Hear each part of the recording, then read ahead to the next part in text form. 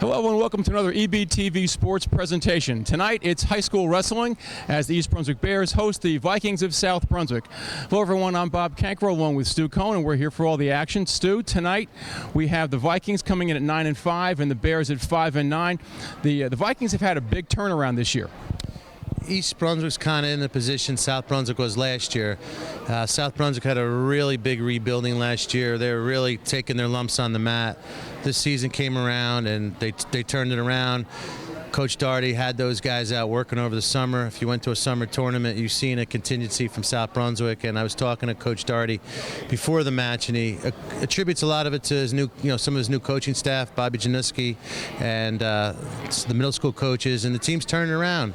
And hopefully East Brunswick can take note of that and turn it around as well. Well, Coach Daugherty, who is now the dean of coaches in the county, said that last year a lot of these kids were young, and now they're coming back. They're a little more veteran, and they have that experience. One of the newcomers for the Vikings is at 112 pounds, and it's someone or a person we don't normally see on the mat in high school wrestling, certainly not around here, and that is Sarah Dorsey. Sarah Dorsey's doing quite a job. She's a girl, as you could tell by the name, and she's off to a great start. And she's a competitive 112-pounder in this county.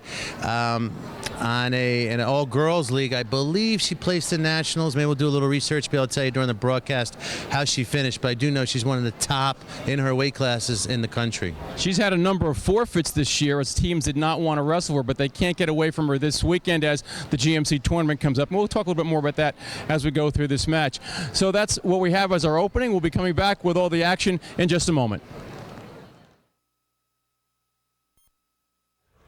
And we are back at East Brunswick High School. Stu Kohn along with I'm Bob Cancro, and we have our matchup between the South Brunswick Vikings and the East Brunswick Bears. As we said earlier, the Bears come in at 5-9, and the flip of that, South Brunswick at 9-5.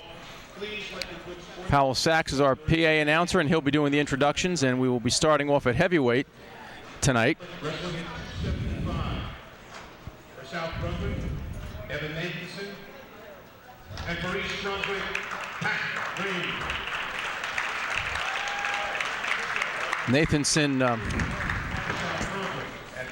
Nathanson is a junior, and Pat Bream, coming up for the Bears, is a junior as well.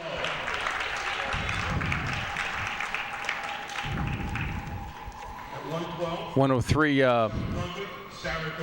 Mark Kachnetsky, Matt Parabello, and here at 112, that's the matchup we're going to find some interest in there, Stu. Sarah Dorsey for the Vikings against Brant Shine. Brant's done very well this year for the Bears. It's definitely a no-win situation for him, Coach. Well, see, we had this conversation in the last broadcast. She's a wrestler, and apparently she's a pretty good wrestler, done very well to the Rec, and she's only a freshman, so she's coming out and making the varsity here at with South Brunswick. At 130 for South Brunswick, Manny Ortiz for Michael McMurray. And for East Brunswick, it's Kenny Charleston. That's the 130-pound weight class out there, Manny Ortiz and Kenny Charleston for the Bears. 135, Edmund Jazaby and Mark Wu. Now, Wu broke into the lineup. Last time we were on the air, he got that start. Ryan Smith or Brendan Buchanan. And for East Brunswick, Ryan Smith being introduced for South Brunswick, probably the strongest wrestler on the Vikings team. He comes in at 18-1 on the season and a returning district champ and fourth in the region last year. And Shelkuski, at 145, this is Cody Shelkuski, and he's the brother of Derek, who was one of the leaders for the Vikings last year. Up to 160, Ramon Hanna against Rodney Dixon. And for East Brunswick, it's Ryan Pedrero.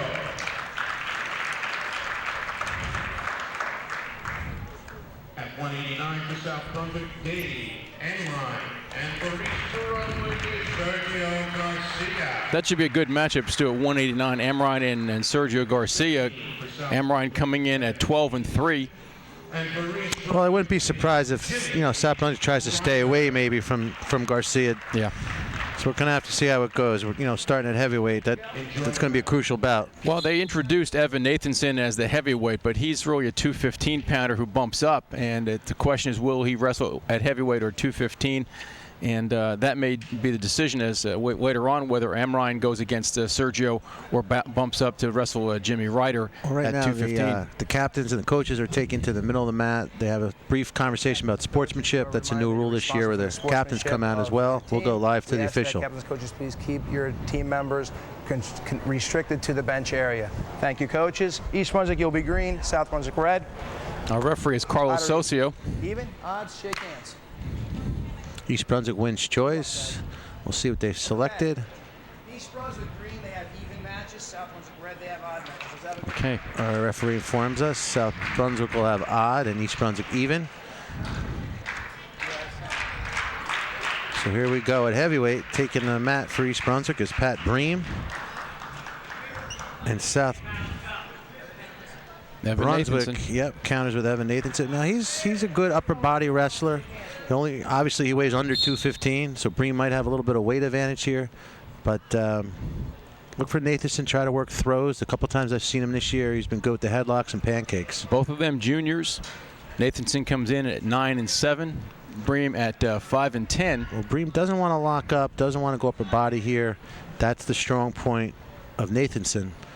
But Bream's got to kind of try to do here is to stay low and underneath. Physically, you've got two very different wrestlers too. Bream is a little bit lankier, a little taller, and Nathanson a stockier wrestler. And that can be anytime you have a height situation, length, it's always a disadvantage for a wrestler, even at the lower weights, and certainly at the upper weights you get that situation too.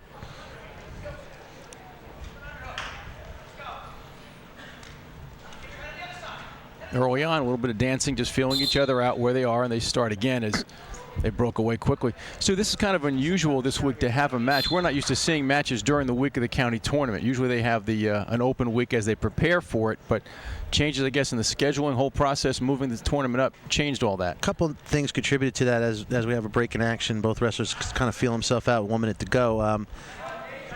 The state has added the minimum number of matches, or raised the minimum number of matches a school can wrestle. It was 22, now it's gone to 25 prior to the district. So you have increased matches, and you also have a shorter season. Atlantic City Convention Center wasn't available for the second weekend in March, where it's normally held, so it's the first week in March. So the whole season, for at least the next 2 years, has been cut by a week.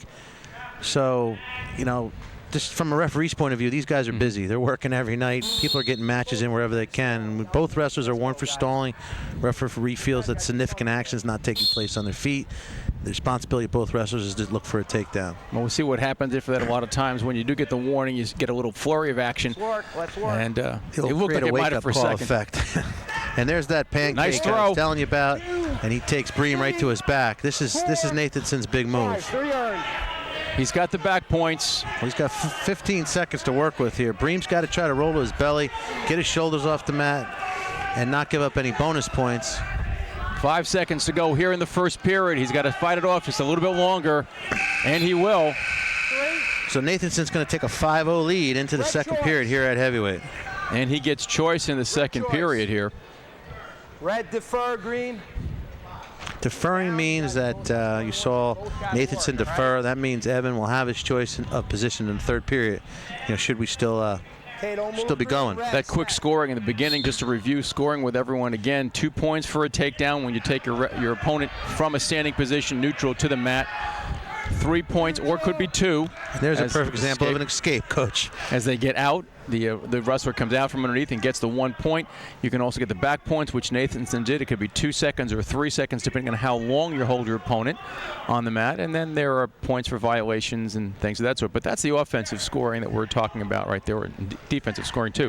5-1. All right, so let's see if Bream learned from the first period. He should try to not tie up. He wants to stay underneath Bream. Try to stay at shoulder length apart, arms length apart. Try to work under Nathanson. When you know you got your opponent's going to go upper body and throw, you don't want to give him the setup for it. You want to stay away from the lockup. And you saw in the period when they were on their feet there for a second, Nathanson did try that double underhook and the pancake. Now it's interesting, you talk about did Bream learn from that. Now his favorite subject in school was physics. So we're looking at weight distribution and physics and leverage, and That's what we're talking about, and especially to the heavyweights. Well, contrary to penguins and ostriches, big birds do fly here at heavyweight. And Nathan Bream looking to get that bear hug. Nathanson's short, stocky, well compact. Pretty strong package there, so Bream's got to be careful. 45 seconds to go here in the second period. 5-1 is the score. Evan Nathanson of South Brunswick in the lead. Now, both wrestlers have been warned for stalling, so they need, both wrestlers need to stay aggressive. The second violation for stalling, inverts to a point for your opponent. And what they're looking to do, and what they should be looking to do, is to circle, not backing up. And there's that throw again and a good one by Nathanson. He gets the takedown, keeps his feet in bounds. Now, if the referee feels that he could pull his opponent back in, he'd keep it going. He felt that he wasn't going to be able to get pulled back in, so they'll blow it out. That happens only on line calls. Takedowns on the edge. He kept his toes inside quite a bit and was able to control. But Right. There again was that throw that you'd seen before, and you mentioned a strength of Evan Nathanson for the Vikings. Now, different in college wrestling, the line in high school is out of bounds, and in college the line is inbounds. One of the few major differences in the rules between high school and college. That and the time clock and riding time. Riding time is a big difference. And of course, the pin in college is 1 second, as opposed to 2 here in high school. Nathanson coming out front to try to work the upper body. He has a 7-1 lead, and at this point, he's looking to, as he takes the bottom, he's looking for the major decision, which is a margin of 8 points or more. And right now he has a 6-point lead, and the ability right now with a reversal to get that 8-point margin. He has been in control of this match as he tries a roll there. Well, Bream did a nice job fighting off his back in the first period, not giving up any bonus points. Now he needs to stay aggressive for 2 minutes here. He was not able to step across and gives up a reversal. There it is. And he's going to be down 9-1, so hopefully he can get one back and get out of that major zone. There's the one, but he can't afford to get the takedown here. 9-2 is the score. Evan Nathanson over Pat Bream of East Brunswick here at the heavyweight, the opening match of this the contest between the Vikings and the Bears.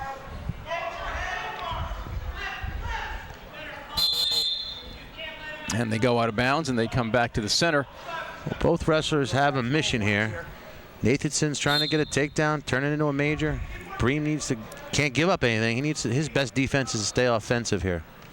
Can't afford to back up. If you look at the two records of these teams, 9-5 versus 5-9, you might say that on paper South Brunswick has an advantage. But again, in talking with Joe Doherty before the match, he seems a little concerned. He seems concerned. He's looking at some matchups, and I think he's concerned that, if things fall the wrong way, like you said, trying to stay away from Garcia at 189, thinking that as they come around to that's one of the last matches of the bout, that might make a significant difference. Right. So he is concerned. An additional factor here is East Brunswick has wrestled a difficult schedule this year. They've already faced Old Bridge. They faced South Plainfield. South Brunswick hasn't ran into South Plainfield yet, and it looks like Nathanson just muscles Bream to his back. He's going to pick up 2 takedown, make it 11-2. A lot of time left, 40 seconds to go. 3 back points in the bank. Bream trying to avoid giving up the fall with 30 seconds to fight here to save some bonus points. Needs to roll to his belly, try to get parallel and roll through. Anything less than a pin at this point would be a plus for East Brunswick in the team score. Bream has been on his back a good deal of time here, has been caught pretty tight. 12 seconds to go here in the final period. 10 seconds. Pat Bream's got to fight it a little bit longer.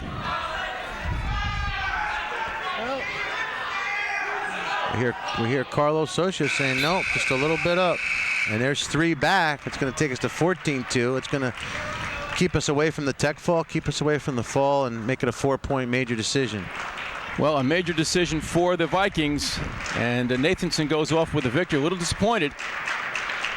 And so with Nathanson going heavyweight, that leaves the ability for Herman to go to 215 and maybe avoid Garcia. So we'll have to see how that plays out towards the end. Well, it takes us to 103, the bottom of the weight classes, the lower weight class. Mark Katraneski for the Vikings and Matt Parabello For the Bears, Katrineski is a 9th grader. And I'll take that back because Mark Katrineski is not coming out, and a forfeit. So we're starting to see a little bit of the chess match going on now, Stu. That's, you're concerned about the Let's see how East Brunswick matchup. counters here. Sarah Dorsey taking the mat for the Vikings. And Brandon Shine coming to the mat for the Bears. Now, this might be Dorsey's biggest test. Brandon's one of the better wrestlers in the county, having a good season at 112. So we can really get a true feel for where Sarah stands among the boys, among the men here at 112. A lot of her victories she picked up this year have been by forfeits. Team electing not to send opponents out on the mat against her. In talking with Coach Doherty before the match, he's upset because in some of those cases against J.F. Kennedy, against Piscataway, there were wrestlers at 112, and the coaches simply decided not to wrestle. It's Brandon scoring first with 2 on the edge. Shoots in on a double. Green, red, you're down. Dorsey is a 9th grader, and Brant Shine is a junior.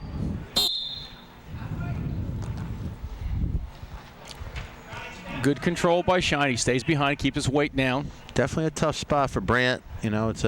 We've said it in time over and over again. It's really a no-win situation for him. I guess the best thing he could do here is think about the team, try to score, and get as many bonus points as he can. Dorsey comes out for the escape as she sat out and kept spinning out. And we're back on our feet. 2-1 lead for Brant Shine here at 112 pounds. Team score 6-4, the Bears over South Brunswick in the 3rd bout of the night.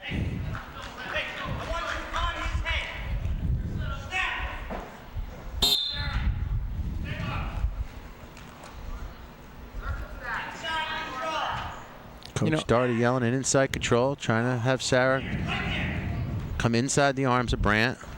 Now, what's interesting, Stu, when we're talking about physics before, but women generally have a lower center of gravity. And when you're talking about wrestling and your balance and your weight control, that's actually an advantage for a woman, for a female wrestler, I would think. Well, Brant's got to rely on his technique and strength and leverage, and do the best he can out here. He is taller, so he has a lot more of that leverage throw. He get the ankle pick. In on a pick. Okay. Didn't finish it off. Goes for the knee pick. Has to bring her back inside. He's going to step out. I thought he might have stepped out before he had the control. Well, and they're Sarah so neutral. doing a good job of going shoulder to shoulder and avoiding giving up the 2 on the edge. Come on, let's go. 13 seconds to go here in the first period. 2-1 lead for Brant Shine of the Bears as he takes a shot, backs out quickly. And it looks like we will end this period at 2-1. And Dorsey will have choice here in the second. Red defer. Red defers choice. That means that Sarah will have choice in the 3rd period. You guys turn around. Please turn around, please. We're getting a lot of cooperation from officials because we would like them to face the camera so we can see it going on. And that's usually not the way it goes because the officials like to face the scorer's table.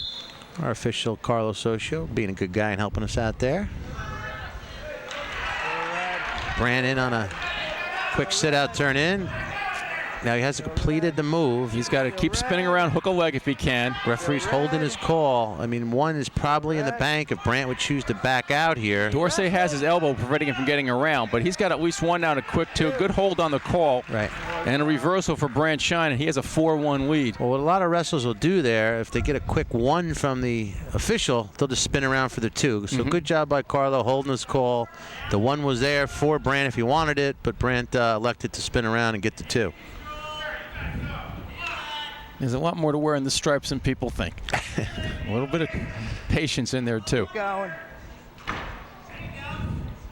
Well, Carlo's one of the better officials in the county. He'll represent our area in the state tournament later in the season. Okay. Shine doing a good job keeping his weight back. A couple of times that Dorsey tried a wing roll. Well, right now, Brant's trying to work 2-on-1 tilt. We're under a minute here in the second period.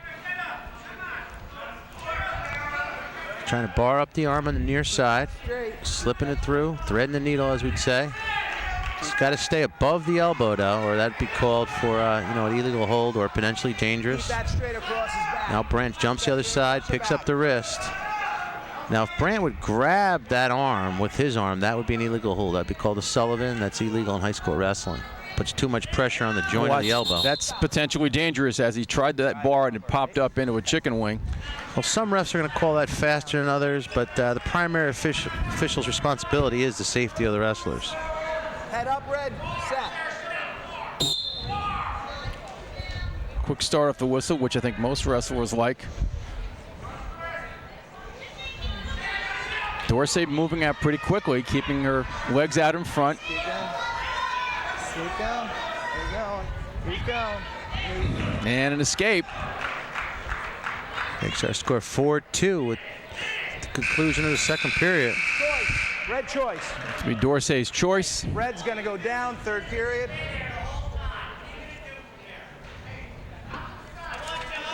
Guys, we got 4-2 green with no warnings here. Let's get 2 last hard minutes. Set. A little information being given out by Carlos Socia to the official, to the wrestlers. No warnings. And in a sense, that's sort of a little reminder too. We don't have any warnings, but it's not happening now as we move into the third period. Only a 2-point lead for Brant Shine as he. Well, Brant's in that situation again. He's got 1 in the bank, and ref's holding his call. See if he can convert it to 2. Now he was on top. I'm sorry. He was on top. Bad, I thought the same bad thing. eye on me. I thought we started the other position. That caught me off guard too. I thought watching as the I was watching the official. Looked like he was holding 1. My bad. So Brant in control. Up 4-2. Can't really afford to go up anything. Trying to work a tilt. Got to work. Yeah, I was going to say he's got that 2-on-1, working the tilt and through the crotch as they go out of bounds. Just over a minute here in the last period of regulation. Make sure we're both working here. Don't move, green. Brant close to locking hands there. He cannot lock hands on the mat. No, he has not controlled Dorsey's legs much when she's been on the bottom. And he has just a 1-point lead here at 112 pounds with just under a minute, 59 seconds. Well, the winner of this bout will certainly increase their seed for the county tournament. We're at 4-3, 50 seconds to go here in the third. And the more decisive of a victory, you know, the either or picks up would also help their seeding. And we talk about seeding, Stu, and generally speaking, you're looking at records and head-to-head competition. But they also have something this year on, I think it was described in the paper as prestige points, where people have their performances in the past, in the districts, in the counties, and how they've come up. And you're also going to look at, when you look at the head-to-head competition or any of the records, you know, how many majors, how many pins. And common opponents is a big factor. That's going to be a little tough with Sarah Dorsey because she doesn't have a few because of those forfeits that she picked up. But yet those teams that forfeited had, you know, viable options in those weight classes. Yeah, she's elected not to wrestle. She had her head down on the mat, and what Brant Shine's trying to do is sprawl out and flatten her out. Well, that's how we're going to end here at 112. 4-3 winner, Brant Shine. Good job, guys. 4-3 green final. Now one says, you know, Brant won, but did he win enough? Did he win big enough? So, you know, as we alluded to, definitely a no-win situation for Brant. You know, from my perspective, he's a wrestler, she's a wrestler. I'll keep saying this too, as long as we're out here. And you know, whoever you're wrestling, that's the competition. And East Brunswick increasing its team score lead to 9-4. You know, the pin that Pat Bream didn't give up has helped the Bears. Absolutely. That brings we go to Matt Ackerman at 119 pounds against Colin Preacher. Matt comes in at I'm looking for his record here, 13-8 on the season, and Preacher, a 10th grader, 7-9.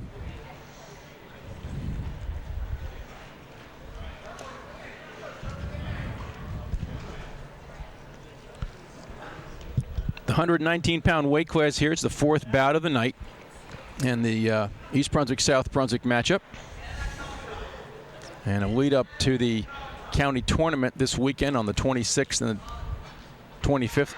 What's the dates? The 26th and the 27th. Right. Now, of course, we're on tape delay, so when this airs on EBTV, we're not too sure, but I'm not sure. Hopefully we're giving you the information at least one day prior to that tournament. And that will be held at Piscataway. Begins on Friday night in the pre-quarterfinals and the preliminary matches. Hey. They'll use 4 mats, down from 6 mats, what they're using previous years. We'll see how that goes. Should make for a little bit longer of a Friday night. Keep wrestling. Keep going your neutral. Keep going your neutral. Okay. So if you're watching this on Thursday the 25th, keep the information in mind that on the 26th and the 27th, the county tournament up in Piscataway. A lot of good wrestling, where once again South Plainfield will be the unequivocal favorite. The arms are You will see a lot of green, I'm sure. Oh, absolutely. South Plainfield. No control yet from Matt Ackerman as Preacher had the whizzer in, and he's able to break out, and they go head-to-head again with 30 seconds to go here in the first period. We're still locked at zeros. Ackerman trying to duck under, converts to a single. Got to try to suck that in and cut the corner. Preacher trying to cross face, and that's defense, and Ackerman spins around and scores first. He's on the board first. He's on top 2-0 as we conclude our first period with 6 seconds winding down on the clock. And when the buzzer sounds, Matt Ackerman will have choice here in the second period. Now they're considered inbounds as long as 2 supporting parts of 1 wrestler are inbounds. So as soon as, like, the easiest way to put it in terminology is if 3 of the 4 feet are out, they're considered out of bounds. You sure that was the easiest way? I don't know. Okay. 1 wrestler inbounds, half of 1 wrestler out of bounds. Is that better? Okay. Supporting parts can be feet, arms. They could be any part of the body, but you need to have 2 supporting parts and 1 supporting part of the other wrestler inbounds to continue. Matt Ackerman deferred, and Colin Preacher took the bottom position here in the second period. And that's where we are still in position here. And Ackerman on top. That's one of his stronger positions, so maybe that'll work to his advantage. He's keeping his weight back. He's staying behind. He's a good rider, does well, ties up his opponent. Right now he's riding parallel. He's got to come out to the side. Preacher doing a good job of keeping that arm out and controlling the wrist there for a little bit. Ackerman can't lock hands in that position. He's got to be careful. Nice look around by our official to see that there was no locking hands. They're on the edge, but his shoulders are still inside. They're going to keep wrestling. Ackerman's working him to his back. The supporting parts are in, so that's why the official keeps the action going. Ackerman picking up back points here. He's got to try to control something so he doesn't roll through it. He just didn't have a lot to work with. Now, when they went over, the shoulders were up a little bit, and he didn't really have that inside control. It was good enough for him to pick up 3 back points. If he could have gone over, he might have lost control completely, but if he could have gone to the other side and tried to half or to regain that control. Picking up that leg. Ackerman on the near leg, trying to work now into a cradle. Needs to get out to the side, get his head dug into Preacher on the side. Not locked up in there. Still in control. Still has the control. Now he's working a front 3/4 Nelson. Now he spins around, gains control again. Good job by Matt Ackerman staying on top. It looked like he was losing it a little bit as he came out front. But with 30 seconds to go, he still has control and a 5-0 lead here at 119 pounds in period number 2. You know, I'm looking up and down the sheets we got supplied by South Brunswick, and there is only 1 senior in the starting lineup for the Vikings. That's at 160. Rodney Dixon. So other than Rodney Dixon, this entire team returns next year, and among them is Ryan Smith, who already was 4th in the regions last year as a sophomore. Well, you know, Joe Doherty was concerned about. Well, last year he said he had a few kids and a lot of young kids, and these are the kids that are now kind of the core of his lineup, freshmen and sophomores. But you know, when you do that, you take your lumps for a year. But you've built up a lot of experience, and as you said, he has a district champion, a 4th place finisher in the region, and a couple of place winners in the districts from last year. And they'll be back next year. So he's building a good deal of strength in his lineup as Matt Ackerman takes the bottom position here in the 3rd period and leading 5-1. Getting the escape, picking up one more. Extending his lead to 5 points, 6-1.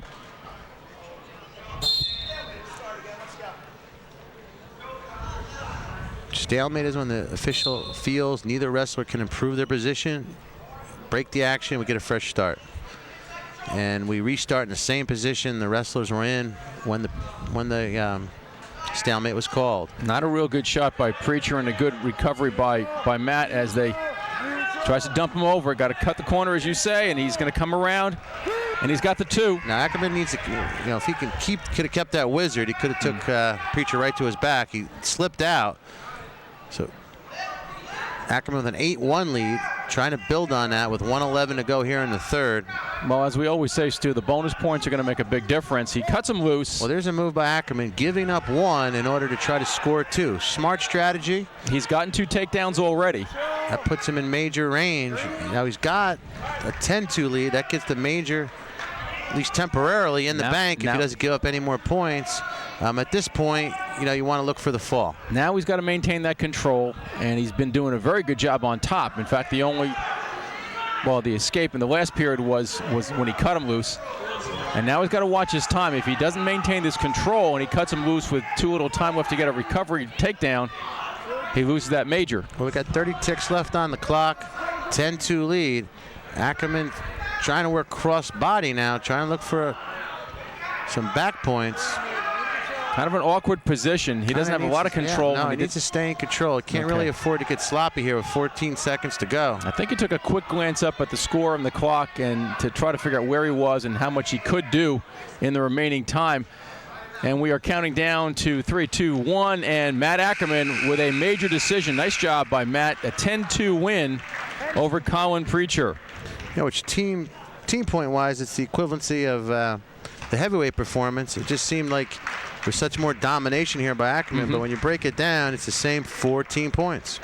Well, Matt did a good job there. Good control, 3 takedowns in the course of that match.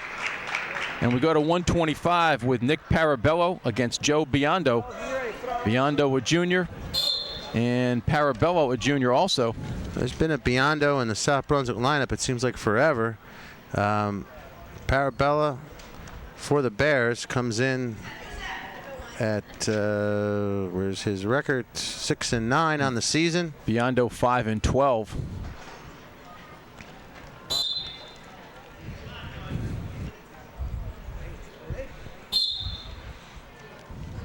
Well, in the early going, the Bears have picked up 3 wins in these first 4 bouts, and I think, based on what we're listening to with Joe Doherty and probably Glenn Pazinko as well, you're trying to establish yourself early on because there is some strength up top for the Vikings.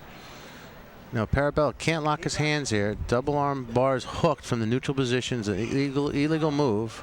He can't take it to the side, though, can he? He can come out to the side, just can't lock in the middle of the back. He was real close to that for a second. I still remember some of the rules. Every other year I read the book. Yeah. It was my year this year. Okay.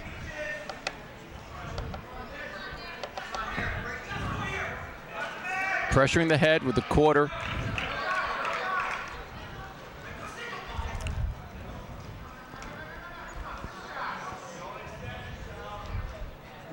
It's a keep out for the Bears. They need to win here. South Brunswick's strength starts coming up about 140.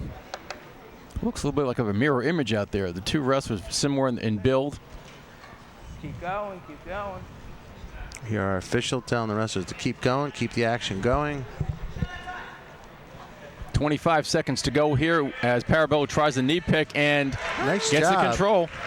Wraps around that leg, trips it up, and scores first. Nice job by Parabello. Good control. Now at this point, they're on the edge. You may or may not get very much. You want to protect yourself and not have to restart if you can help it. As they go out of bounds, 7 seconds to go. And all Nick Parabello wants to do right here is maintain that control and ride out the period. And it looks like he will do just that. And a 2-0 lead for Nick Parabello here at 125 pounds. The Bears with choice. Okay, look at our team score on our monitor. 13-4 in favor of the Bears, and our bout score 2-0 in favor of Nick Parabello. Yeah, I'm sorry I made a mistake on that. It was Biondo's choice, and he deferred, and Nick took the bottom position here in the second period. Well, Nick feels he can get out. Needs to free his hand, set the table.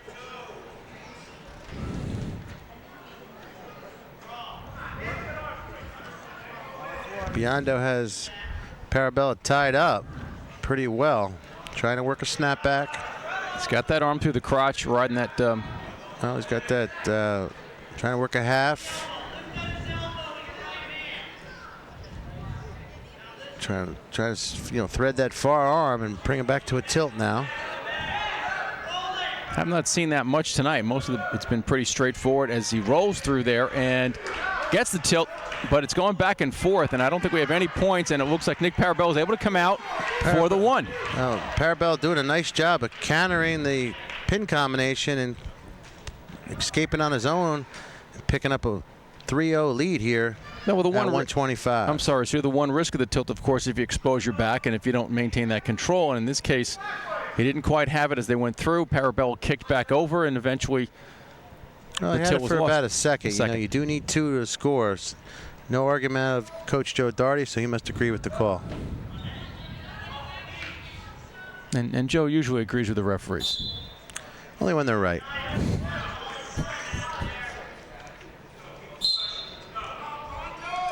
Joe is one of those coaches that if he yells over at the official, he's usually got a good case for an argument. He's, if he's going to yell, he's yelling at his kids and trying to motivate them. He really is not one to argue a lot of calls unless, as you said, he really feels he's got a legitimate case.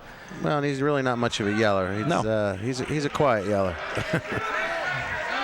Well, I think he does as it's Parabella. Good control, good with work a nice by snap Nick. down, spin around, increase his lead as we wind down the second period, 5-0. And that's been the East Brunswick weakness when we've seen him on our broadcast, scoring at the end of the periods.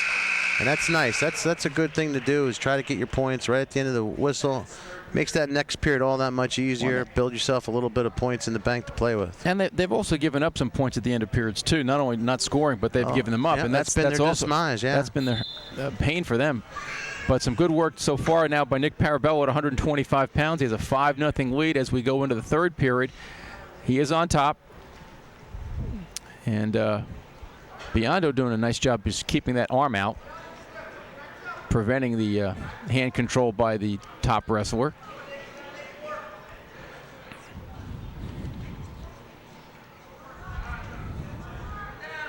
Parnell needs to bring him back down the mat. Referee will give you 5 seconds in that rear standing position, and then they'll call stalling after that if the wrestler's not making an attempt to bring his opponent back down to the mat.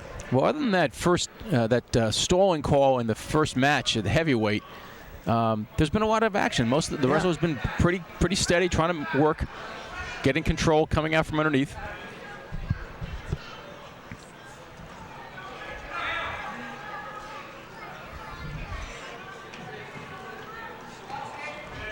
Good work by both wrestlers there. One by Biondo getting up and trying to free his hips, and also the follow by Nick Parabello to bring him back down. We're under a minute, 51 seconds to go here in the third. As he looks for the tilt, just a 1 count. And you can see there where Nick, as he rocked back, was exposing his own back. And I've only seen one defensive pin in my career as a coach or as an official, and I was officiating it, where the wrestler rocked back in the cradle and put his own shoulders down. You can pin yourself, from the offensive position. It's called a defensive pin. It's the same 6 points if you had pinned your opponent. No count. I got 1 count there, but no points. Well, this is our last telecast of the season. We'll try to get you in some names. We have a book of some record holders. It's always good to bring back past East Brunswick wrestlers. And I'm looking through this program for something to tell you. And it looks like the last 2-time district champ the Bears have had. I think we have a 2 these are in count. alphabetical order, so we got to find something by year here, Coach. That could be of more interest to you. Well, Nick Parabello at 125 picks up a 7-0 win over Joe Biondo and extends the Bears' lead to 16-4. But as you said, Stu, the strength of the lineup for the Vikings is going to hit around 140, 152. Here we go. So the Bears are trying to pick up some points now. County champs. Our last county champ was John Park at 160 pounds in 2005. John now up at Cornell. Corey Richings the same year at 130. Matt Marigan was 171-pound county champ in 2004 That with was Carmen Corona. Matt Merrigan, that was a stunner. That we were doing that. That was a. Can never count him out. No, absolutely not. Manny Ortiz for the Vikings against Kenny Charleston here at 130 pounds. The Bears with a 12-point lead on the scoreboard and looking to extend that. So Joe Daugherty had reason to be concerned thus far as we enter 1:30 with, like you said, Coach, East Brunswick up on top, 16-4. Kenny Charleston in on the knee. Just couldn't finish, and it's good recovery by Ken Charleston because it looked like he was in bigger trouble. It looked like he was going to get two. Yeah. And it's Charleston right back. If he can get that other leg and get control, he's going to pick. Oh, almost. Oh. Nice job by Ortez slipping his foot through there. So we got two guys going at it here in the first 30 seconds at 1:30. There was no argument by Glenn Pazinko on that out of bounds call, and in fact he was upset with Ken Charleston for not finishing it off. But a takedown by Charleston here as he comes right back. So the Bears have been very aggressive, which has not necessarily been something we've seen. They've been strong on their feet. They've gotten takedowns in now 4 straight bouts, and 3 of those they've won. So they've been the aggressor, getting that first takedown out of the box. Well, that means something. Most of the time, believe it or not, statistics hold true. That wrestler that scores first will win the bout. Well, when I was coaching, and I used to keep track of who scored first takedowns. I mean, for me, and my father, who wrestled back in the dark ages, used to say the same thing. Those are 2 points from his philosophical standpoint you never get back. Well, it sets the cadence. East Brunswick, Charleston on top in position, on top in score. 26 seconds to go here in the first period. Kenny Charleston on top, 2-0. Ken not having an outstanding year, only a 4-13 record, but right now he has been the aggressor and has done a very good job. And Ortiz coming in with a 5-7 record. So, you know, here are 2 wrestlers with losing records, just as Biondo and Parabello were. And so it was a good competitive bout, and it was a gutsy one. And on the buzzer, Manny Ortiz gets the 1 point, and that's the one that Glenn Pazinko was arguing. Well, the referee was holding his call, waiting for 2. Pazinko not happy about it because he feels nothing changed in the situation. From an official's point of view, he was trying to hold his 1 and see if it converts to a 2. When the time runs out like that, it just makes you look bad as an official. Well, you know, what I was always told is literally you're taking a snapshot at that moment. And what's the call at that moment? And whatever that is, there you have it. Nice reversal by Manny Ortez. Increases his lead. Now takes the lead, I should say. 3-2, and right back at you. Charleston trying to pick up 1. If he could pop his head through, he will. So we're locked at 3-3. Well, we have, you know, this is that competitive bout. We said the last time we had 2 kids with comparable records, and now we see that again here at 130 pounds with Ortiz and Charleston. And you see a little aggression now by Manny Ortiz as he's shooting. Well, there's a lot of parity in high school wrestling. There's a lot of parity around the conference this year. The difference of the teams that have won has been the matchups. And thus far, the matchups have favored East Brunswick. They're just a little bit stronger in the even weight classes where the 2 wrestlers are somewhat even. East Brunswick's enjoyed the matchup advantage. Okay. But I say that with a grain of salt and emphasize it thus far. That's the caveat. Ortiz had his head on the mat, and Kenny Charleston was trying to pressure it to spin behind, was not able to do it, and the referee called a stalemate. Nice duck under by Charleston. He's got to do it inside, and he does not keep his toes and feet down. Had a real pretty duck under there. Yeah, got in there very deep. Just didn't finish. Set. You want to replay that one on tape if you're taping this on TV. Charleston, shot the by crossface, Ortiz. spin around. Nice job countering. And a 5-3 lead now for Kenny Charleston here with about 40 seconds to go in the second period at 130 pounds. Well, East Brunswick's been winning those toss-up bouts. As Ortiz comes around for 2 and takes Charleston right to his back. So he's going to pick up 2 for the reversal, tie it at 5, and he's going to pick up some back points here as he's looking for a fall with 24 seconds to go in the second. What Charleston has to do here is try to belly down. He can't afford to give up the bonus points. He's got to drive that right arm down to the mat if he can get it between their bodies, and he's trying to squeeze it through there, but that is a tight squeeze right now by Ortiz. Under 10 seconds to go. He's right back in this bout if he can avoid the fall. He's down by 3. He's got a full 2 minutes to go. Plenty of time for a comeback. 8-5 now the score. Manny Ortiz of South Brunswick in the lead, and Kenny Charleston will take the bottom position And as we've often said, that is easier to score from the bottom. Charleston has been an aggressor. He's been able to get a couple of takedowns and an escape, and what he needs to do now is maybe get back on his feet because he's had his success from the neutral position. Well, he's got to get busy. He's got to explode. He's got to try to peel that arm off. He's got to try to work back to his base and explode out of that position. Ortiz trying to work for a tilt, staying hip to hip. He's working pretty loose up there. The legs are out, and oh, he's got the arms tied up. He really has nothing on Charleston's legs. No. Glenn Pazinko saying get the one. All right. Try to get the one. Feet. Try to push off and explode here. I want to stay up on your feet as long as you can. Keep your hips low. Get that stall call. If nothing else, you want to stay up. Try to lock your legs in place. Nice job by Ortiz. Taking Kenny back down to the mat.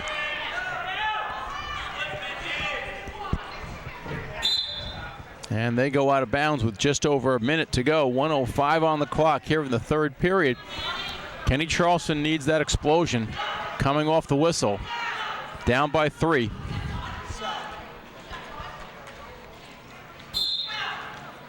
Now here's a matchup that, as we keep saying, was a toss-up, and he's got to finish it off. Get the one, which he does. Oh, he's a takedown away from tying this up.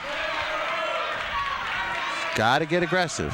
50 seconds to go here in the third period. Kenny Charleston down by 2. Ortiz is happy. He's up by 2. He doesn't need to shoot. Charleston needs to be the aggressor here. Little careless there. Almost let it slip through. Good job by Charleston blocking. He's got 38 seconds to go. Got to get those hips back, push off a little bit. And for those of you who have never wrestled, 38 seconds is a long time. That is an eternity. Oh, he's on the circle now. It's going to be tough for him to get points there. Well, Ortiz using that round circle as his advantage point. Using it to his advantage. Staying on the line. Look for Ortiz to do it again. He hasn't been warned. Look for him to, he just takes a half shot. Charleston with a nice job. And he's got the takedown. We are tied. And he's got a tilt. I don't think he got anything out of that one. Show a little. Gives it 1 count. Got a hip in. Misses it. Charleston picked up 1, just not enough for 2. Now he can't afford to give anything up. Oh. So we got to put 1 minute on the clock. We'll go 1 minute overtime. The first wrestler to score here in the 1 minute overtime would be declared the winner. If either wrestler scores, we'll go to sudden death. 8-8 is the score right now. 1 minute to wrestle. Kenny Charleston has scored 3 takedowns in this bout. Well, kudos to Kenny for coming back with 3 points in the third to take this in overtime. Now the hard part. Now he's got to seal it with a takedown. And they're going to call a stalemate, and probably a good call there. Get him back to the action. Let's not have him dance too long. Let him get some action in there. Shot by Ortiz. Whizzer in there by Charleston. He's got to keep that left arm in there. And he's got to keep the whizzer, and he's got the 2. Well, Charleston, he got back in that match. Scored 3 takedowns, but the critical one he gave up was here in overtime. A 10-8 win for Manny Ortiz at 130 pounds. That was a big one for the Vikings. They got back on track now. That's their first win since the opening bout of the night. And they have a 16-7 team score lead, and that brings up Mark Wu at 135 for the Bears and Edmund Jazaby for the Vikings. Jazaby comes in at 5-12 as a sophomore. So South Brunswick picks up 3 team points there, so we're at 16-7. As we said, we saw Wu break into the starting lineup in our last matchup against Piscataway that we're on EBTV, and did a nice job in that match. And here's another situation where you've got a couple of wrestlers out there. Both teams in these middleweights now are putting out kind of 500 wrestlers, average wrestlers as far as their records go, and very even up. There's been a lot of those toss-up bouts. East Brunswick's had the advantage in most of them up to this last one where Kenny Charleston lost an 8-6 overtime. Jazaby, a very stocky, shorter wrestler. Ooh, a little lankier, a little longer. He's got that leverage. And being short myself, I know what it's like to wrestle somebody who's taller, which was just about everybody. Well, the Vikings have some weapons coming up with Ryan Smith, Anthony Del Piano. So if we can win the next couple toss-up bouts, or the Bears could, I should say, they could build a little bit of a team point advantage going into the strong point of the Vikings lineup. I think the next couple of bouts for the Bears really could be critical as far as keeping the score up and picking up a win here at 35, and then Todd Marriott at 140 would be a big difference. So we should point out, I think the weights have changed this week, haven't they? Or is it coming up? That's a good question. I think we got another couple days to go, but the state gives a growth allowance during the season, and 103 actually becomes 105 at some point. I believe it might be this week forthcoming, but again, don't quote me.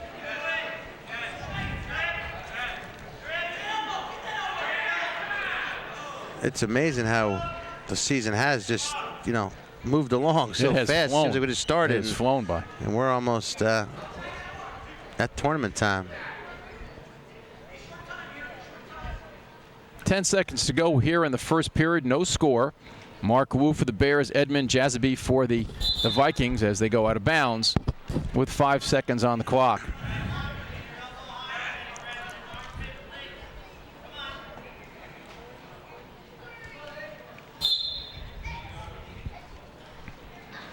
And the first period will come to a scoreless end, and Jazaby will have choice. Well, we got our 2000 county champs in. We'll just give you a quick look at two-time county champs for the Bears. Jeff Brown, Mark Gensler, Nick Malonis, bringing back some names from the past for you. Darren Schulman, Lenny Cassidy, Scott Kammerer, Ken Pearson, Ted Zawinski, Sean Daly, Eugene Lazark, Walt Toto, Ed Emmons, Dan Lonsky, and Tom Pugliese. Hey, managed to get that in for the whistle. You mentioned Nick Malonis and his son. He's up in Jefferson Township, which is a wrestling power in Morris County, as the tilt by Wu. Mayor did get him 2 points. Good job by Wu, picking up 2 on the tilt. Yeah, Nick Malonis, going back to Nick Malonis. His son wrestles for Jefferson, 130 pounds, and he is the #1 ranked wrestler in that weight class presently in New Jersey. Has already signed a letter of intent to attend Rutgers University next fall. I was about to say that. You cut me off. Coach. Gotcha. I got to get it in when I can. Oh, you've been doing your homework too. Signing with Nick is another strong wrestler from Hillsboro. Now you got me thinking for his name, though. I can tell you the weight class, 160. Second in the state last year for Hillsboro. Not sure. I'll get it. We might not be on the broadcast anymore, but I'll figure it out tonight. Mark Wu with a 2-1 lead here at 135 pounds. I got it, Coach. Mangini. Okay. John Mangi from Hillsboro signed along with Tyler Malonis to go to Rutgers next season. So we're at 2-1 here midway through the second period. Both wrestlers head-to-head in a tie. Jazaby. And they go out of bounds. 42 ticks on the clock here in period number 2 at 135 pounds. The Bears have a 16-7 lead, as you can see on your screen. One thing I like about this Viking team, Coach, is the names have been fairly easy to pronounce tonight. I know that's important for you. Mark Wu looking to spin behind. No call yet, and he gets the takedown just as Jazaby comes to his feet. So quick call and a 4-1 lead from Mark Wu of the Bears. Spelling, reading, writing, never been my strong points, Coach. Well, it's wrestling was your strength. So Getting head in the head too much, that's the problem. As long as you weren't blaming me for that. Only a couple times. A couple times. A couple of them cross faces.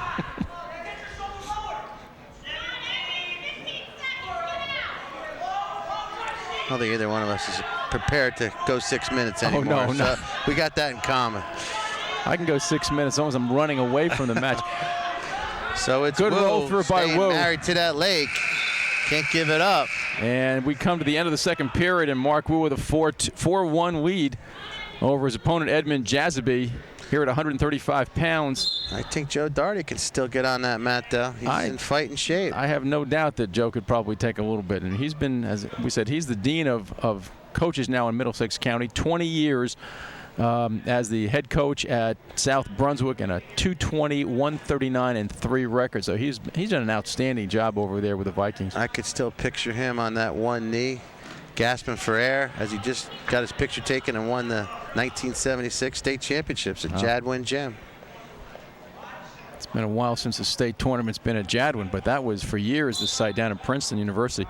You know, you mentioned earlier, and I think it's worth commenting again, Joe has given a lot of credit, and you asked him outright. He said, "What's the difference?" You said, "What's the difference between last year and this year?" And he said, "Bobby Januska, Chris Belcott, Ray Ostrowski, and Dan Gavin, his assistants, and they've done a good job." Bobby Januska was the head coach for a few years at North Brunswick, and he still is a guidance counselor over there.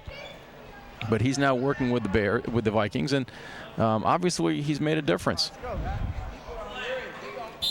Well, the assistant coaches don't normally get enough credit, but they're the ones drilling, getting the team in shape.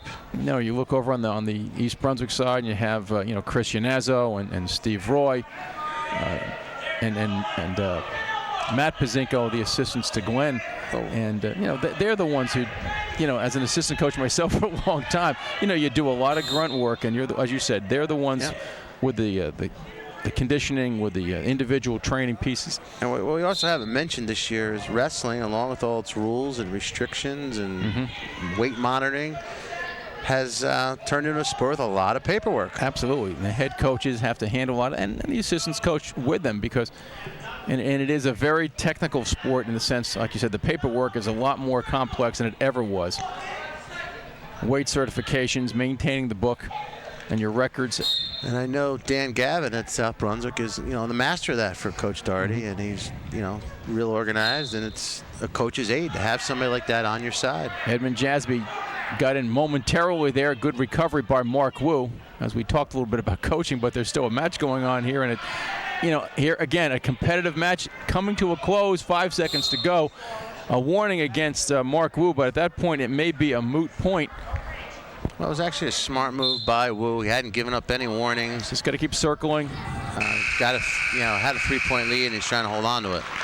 A 4-1 win. Good strategy. Sorry, good strategy. 4-1 lead from win from Mark Wu here at 1:35, and the Bears pick up 3 more points to extend their lead to 19-7.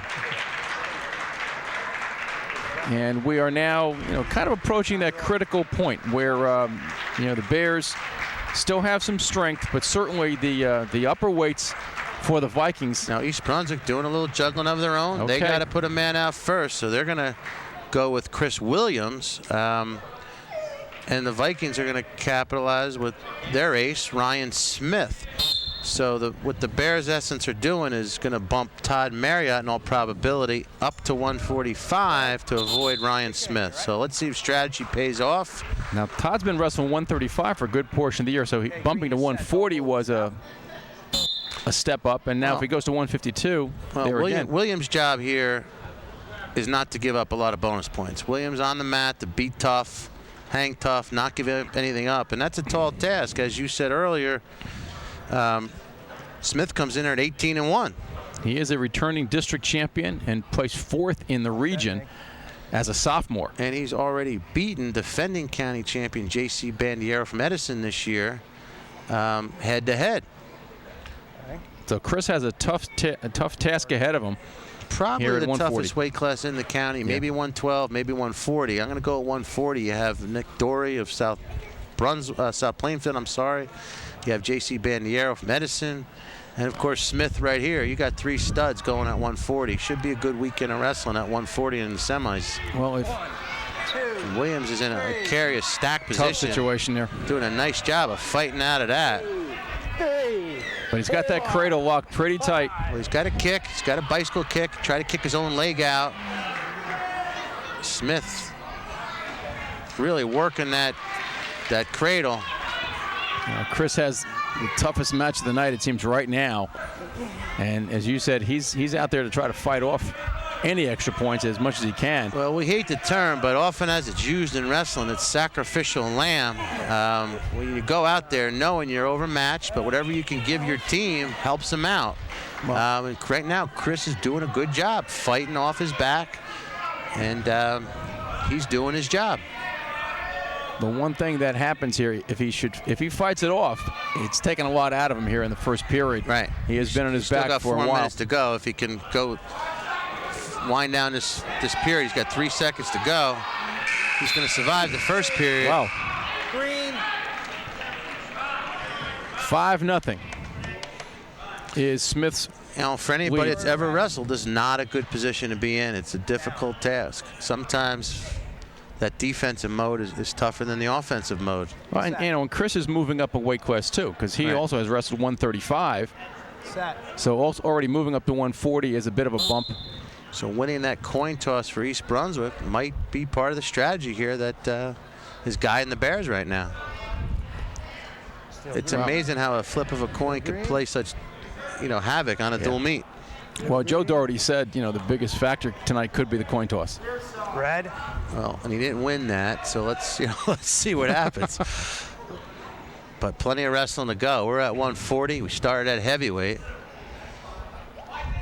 So 19-7 is certainly not an insurmountable lead. 1, 2.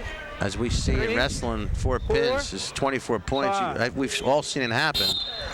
And it's Smith who can only fight so long. And Ryan Smith increased his record to 19-1 with a win over Chris Williams. Williams, nothing to be ashamed about. Just wrestled one of the best wrestlers in the state, and that was up a weight class. Well, 19-13 is the South Brunswick lead now. The East Brunswick lead, I should say, 19-13. Yeah, sure. It looks like it's going to be Cody Shulkluski of the 2 wrestlers South Brunswick weighed in. Brendan Verkamen can either move up or not be utilized tonight. It's Cody Shulkluski on the mat, and he'll be taking on Todd Marriott. Now Marriott up at 145, normally 140. But definitely a greater opportunity for the Bears to pick up a win here than if they had utilized Marriott at 140. So good strategy by Coach Bazinko. He did his homework and trying to capitalize as much as he can. So much more strategy as far as placement and the matchups now than there was years ago. And that coin toss, as you said before, Stu, was so critical. Marriott comes in, a senior. We also have 14 weight classes now, where back in the day we had 12. Nice takedown by Todd Marriott as he picks up the early lead against Shulkluski. Shulkluski, as we said earlier, the brother of Derek Shulkluski, who was one of the best in the area last year. I'm looking at Marriott, and his record says 5-12, but he's run into some big guns. He's probably one of the best 5-12 wrestlers you're going to find. Well, he is a fighter from the get-go. From the starting whistle, Todd will give you everything. He's well-built, solid wrestler. Don't move. Set green. Shulkluski, a sophomore with a 500 record at 7-7. Certainly a bout where both teams feel they need to win this one. This is a big one, I think, for the Bears, maybe even more than for South Marriott Brunswick. working a nice hip-to-hip tilt, Gotta watch his picking own up back back. points. Wants to try to hold it for 5, and he does. Picks up 3. Marriott can't afford to get sloppy here. Needs to remain in control. 3. As our official Carlos Socio awards 3 points. Well, a bout win for the Bears with some bonus points would be a big plus. Whether it's 4, 5, or 6, they need to extend that lead a little bit. Set. Quick start as Shulkluski comes to his feet. Marriott needs to bring him back to his There's mat. the warning.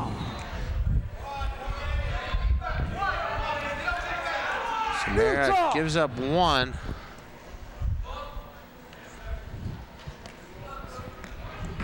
Stop. Green, you got a stalling warning, all right? And that was nice officiating by Socio there. He's telling Todd Marriott, you got a warning. Making him aware, out there when you're wrestling, you don't always hear everything going on. So that was a good piece of officiating by Carlo, letting Marriott, know where he stands. 5-1 is the score as the period comes to a close, and it will be South Brunswick's choice. Defer to you. I'm just assuming this is Cody Shulkluski because he looks so much like, Like Derek. Like Derek, but we don't know that for a fact. But I think it's a good assumption. Well, And Marriott picks up a quick 2-point reversal with a switch. And if I was Todd, I'd let him go here because next would be a point. So referee gave one, took it back, says they're still neutral. So a give and a takeaway. Good call by our official. I like when officials are not too proud to say they reacted a little too fast and take a call back. Well, the bottom line for any official, you want to get it right. And if you came up too quick, you came up too quick. Still neutral. Still neutral. That's 2. Okay, so there's the 2. Marriott needs to get busy, get back to his feet, wants to explode out of there. 1:14 to go here in the second period. Todd Marriott with a 7-4 lead at 145 pounds. He's moved up 2 weight classes over what he usually has wrestled at 135. Well, he was up 7-1. He's slowly letting Shelkluski back into this match at 7-4, so Todd needs to stay aggressive. His best offense here, or his best defense, I should say, would be offensive. He's on his belly now, not a good position. He's got to work back up to his base. And he's stopped for potentially dangerous. That arm was barred up there, locked it pretty tight, and then when Shelkluski brought his arm up over the near shoulder, that became potentially dangerous. As he comes to his feet, but run out of bounds. Todd's got to turn in on that. He's, he was getting his hips clear. He's got to turn inside, stay inside the circle. He still has a chance to get some points there.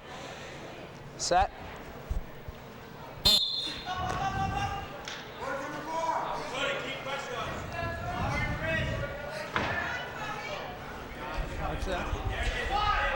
Green, neutral, neutral.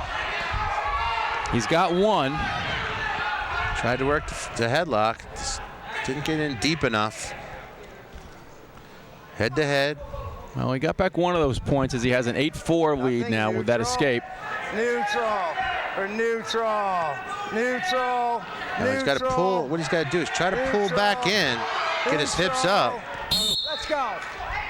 That was one of those situations where either one of those wrestlers could have got away with a takedown. Yeah, I mean, I know that Joe Dort. I was thinking about that for a second. That he had the legs in, he had the boots in there. It's one of those positions where both coaches, given a little bit more advantage, could have made an argument for the takedown.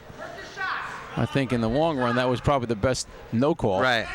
Marriott was trying to come around back and slip out the back, and there was trying again, to step over the top, put same in legs. situation, and he got the takedown at the whistle, at the buzzer. Yeah, it was a good call. The factor the referee is looking for is control of the hips. Down. Well, suddenly it is 8-6 now, and Shelkluski is down. Set. And Shelkluski in a better position to score some points. Marriott did have a nice tilt, did score off that tilt back earlier. Let's see if he can go back to that. But after that initial 7-1 lead, as you said, he has allowed Shelkluski to chip away with a couple of with an escape, a couple of takedowns. There he's going to pick up some back points here. He's got at least 2. Quick cheap tilt, as we call it in wrestling. Same way. And the reason they call it cheap is because you pick it up quick. It's not a good position where you're not going to pin anybody in that position, but it's a good move to quick up a couple fast back points. Quick and dirty. Get the points and run. Gives Marriott a little bit more comfort zone here, but not enough to be 100% comfortable. Up 10-7 with 1:30 to go. Marriott needs to stay aggressive. Well, he is. This is about East Brunswick can't afford to let slip away. I've said it earlier. He's given up a little bit of height, so Shelkluski has some leverage. But I think Todd has a little more strength, but he's got to be able to counter that leverage and not just rely totally on the strength. He's got to use a little bit more of the finesse to finish off the moves. 10-7 is the lead for Todd Marriott at 145. He gets in deep. Nice dump. Nice job by Todd. Wow. Work up. That was textbook. Still there. Still there. Let's go. And Todd's worked hard. It'd be nice to see him come out on top here. But again, we've said it, we'll say it again. A minute in wrestling is a long time. Anything can happen here. The big question with any wrestler, and certainly here, is finishing. We said earlier that the Bears have given up points at the end of bouts, the end of periods. And that hurts you. Well, we're at 12-10 now in favor of Marriott. We're getting more like a football score than wrestling score with 43 seconds to go. Marriott can't be content. Needs to stay busy. He's been warned for stalling. He's got to explode now. He is only up by 2 points. You know, he had that a little more comfortable 4-point lead down from the original 7-1 lead that he had, and now he's got a 2-point lead, and he's on the bottom. And it looks like Kluski's going to let him go. Well, thought he was going to let him go and try to get the takedown. So Kluski knows what he's got to do. The best thing Marriott could do here is try to get up his feet. Try to work up to his feet. Get up off his base there. Get up off his knees. That's where Todd's strong. You can't hang out here. He can't give up anything. He's got to back out if he can. Trying to slip out the back, and he does almost had the reversal there. Now he's in on the leg. A 3-point lead for Todd Marriott as we come down 12 seconds to go. He can afford to give up the 2 if he has to. He just can't give up anything more. Up by a field goal. So Kluski going for a broke. No points at the end. And it's 13-10 in favor of Marriott. Touchdown, 2 field goals against the touchdown, 1 field goal.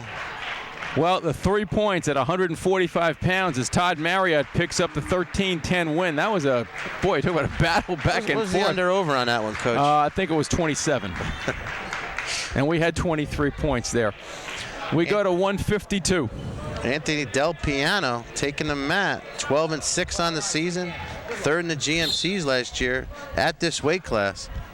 So Braun, a strong competitor for the Bears. He's really impressed me. The couple broadcasts we've done this year for EBTV, this kid comes at you. He gives you a full 6 minutes. He doesn't stop. He's been successful every time we've seen him, Coach. So we got a 12-6 Jordan Braun on the mat against Anthony Del Piano. Del Piano also 12-6. Del Piano just has a little bit more varsity experience than Jordan, but Jordan, like I said, he's been aggressive, so this should be a good test for Jordan. Both wrestlers are juniors, and Del Piano picks up the first points with a takedown. Jordan has gotten stronger as the season's gone on. As we've been here for our broadcast, I'm seeing every match he seems to be getting a little bit more competitive. So he gave up the first takedown. He's down 2-0, trying to cut the corner and spin around. Comes around, has the knee. No points yet. He's going to pick up at least 1 here, and he does. So we're going to get a fresh start with 1 minute to go here in the first period. 2 totally different body types out here.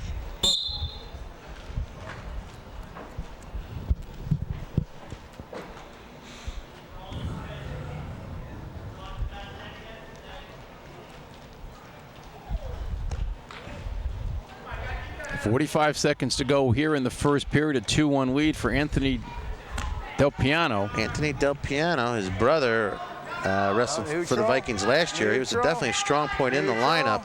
He took a 3rd in the GMC tournament, did his brother. And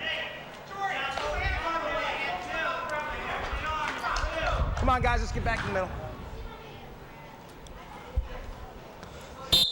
half a minute to go here in the first.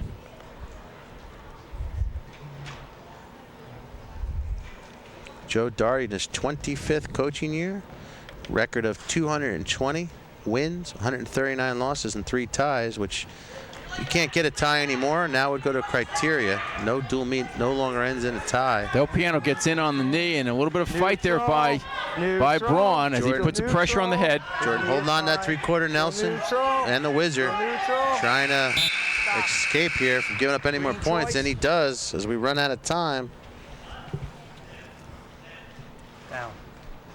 Our team score we get a look at on our monitor is we're at 22-13 in favor of the Bears. Jordan Braun with choice. 152. Sorry, Jordan Braun with choice in the second period, and he took the defense. Don't be sorry. When we talk, most people mute the TV anyways. Wait, all this preparation and all this That's good what my commentary. friends tell me. They say they hear me on TV, they go right for the mute. They listen to it on radio? More or less. Yeah, okay. More or less. Braun coming to his feet, looking for the switch, but the arm still under control by Del Piano as he makes the turn, and you heard the referee saying, watch the arm as they gets bent back. That straight. I don't know. There's a rumor around that EBTV's Nielsen rating really goes up during wrestling matches. I thought so. Because I make lots of phone calls to get people to watch. Set, Green. Set. Braun on bottom, down 2-1. Del Piano on top in the gold. This is another one of those bouts that definitely will have some influence on the seeding. Both wrestlers are 12 and 6. Keep the bar straight. I'm sure they have some common opponents, but nothing is better for seeding than a head-to-head victory. And, you know, even a head-to-head loss, if you're talking about a close matchup, you know, one of the things that happens in seeding meetings that most people don't realize is that coaches do get a chance to defend their position. They do get, you know, they have the records up there. They look at head-to-head, but if you get a close matchup, 12 and 6, 12 and 7, and you have a chance to argue your case, eventually it comes down to the coach's vote. And it's very possible that a slightly lesser record because of quality of competition or the level of the opponent and the I got to watch that chicken wing there as that hand comes up over the shoulder on the left side. But the coaches can make a determination to eventually do vote. And Braun ties it up with a 1-point escape. Well, we get a chance. Wrestlers welcome down to the middle. Jordan spends his summer as a counselor at Eagle River Day Camp. Give a little plug to Eagle River, Coach. And it's Braun in on a takedown and some back points. So Braun, the aggressor here, when it counts, got to watch his weight. With 12 seconds to go, he's going to pick up 2. Oh, that was close. And some back. Got to extend himself a little bit. He's got 5 seconds to go here in the second period. I have been impressed by this wrestler, Coach. Nice job by Jordan Braun as he picks up the takedown and the near fall at the close of the period. And there's an example of what we haven't seen from the Bears, scoring at the end of the period, making a difference. And suddenly, Jordan Braun with a 7-2 lead as we go to the third. Well, Braun gives you the 6 minutes out there. That's what separates your average wrestler from your good wrestler. Breaks Del Piano down. He's got to keep his weight back, maintain control. He's being aggressive. He's looking for a half. Well, he's got a 5-point lead. Needs to be smart here. Needs to keep his weight heavy on his opponent. Stay hip to hip. Try him back to that tilt. He's picking up more. He's got 2. Jordan Braun making a statement here. He doesn't care. Anthony Del Piano was 3rd in the county last year. That's Jordan saying, hey, that's my spot this year. Could be.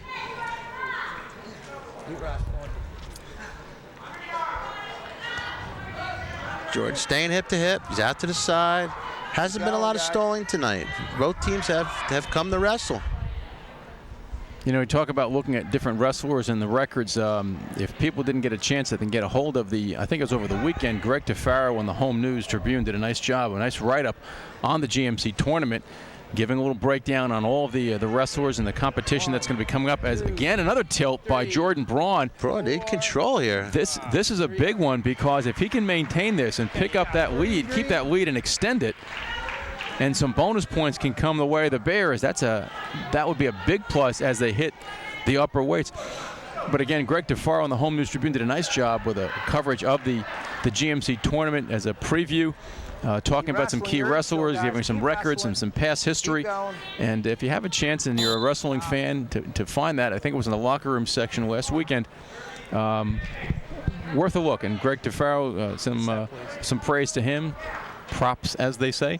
Well, Braun up 12-2 here in the third with 30 seconds to go.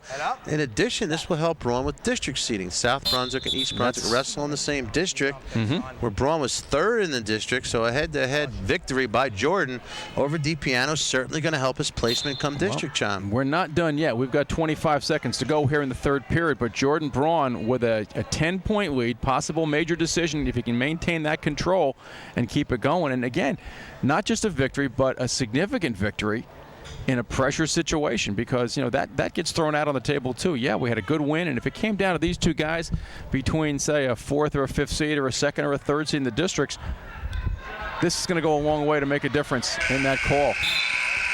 Nice performance, very good performance by Jordan Braun with a 12-2 win over Anthony Del Piano.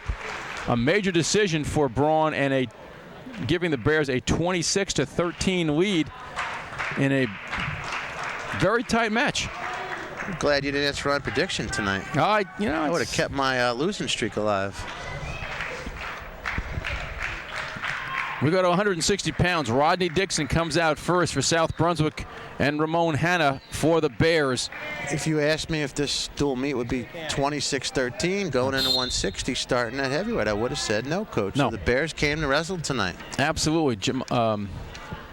Rodney Dixon is a senior for South Brunswick. He comes in with an 11-3 record. He's one of their leaders, and this is one of the areas where the strength is starting to show up for the Vikings. So, well, he's the only senior on the squad. So, 13 of the 14 of these guys are back next season. Hanna comes in with a 4-13 record. So again, on paper, not a good matchup for the Bears. And to some extent, as you had said earlier, Stu, Hanna wants to win, but he's also trying to give up as few points as he can if he has to go the other way.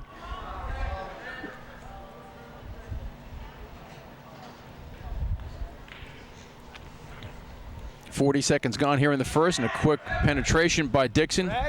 And he gets the takedown as he had Hanna holding his weight on his hands.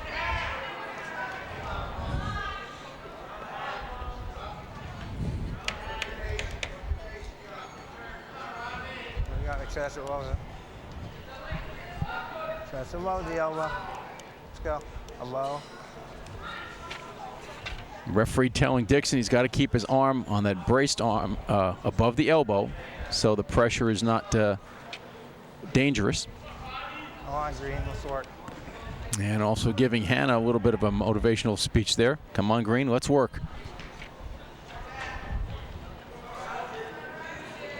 Give 30 seconds go here in the first. Give our 8th grade team a quick plug. Coached by Andrew Bowler down at Churchill. And the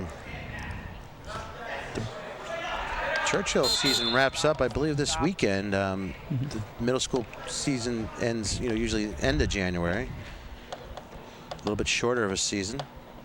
Well, freshman teams have gone the way of the dinosaur. We don't really see much in the way of freshmen where they get blended into the JVs in most schools now, even the Group 4 schools. Well, if I'm counting right, it shows 33 wrestlers on the Churchill team, so that's a good sign for the future for the Bears. If He's trying. they all stick with it. He's working. He's working. Seeing some names from back in the day. I see James Wendell, one of the names I can relate to. Red choice. First period comes to a close. 2-0 lead for Rodney Dixon at 160 pounds over Ramon Hanna. Red defer. And a defer by Dixon. Set, please. Hanna taking the bottom. Set.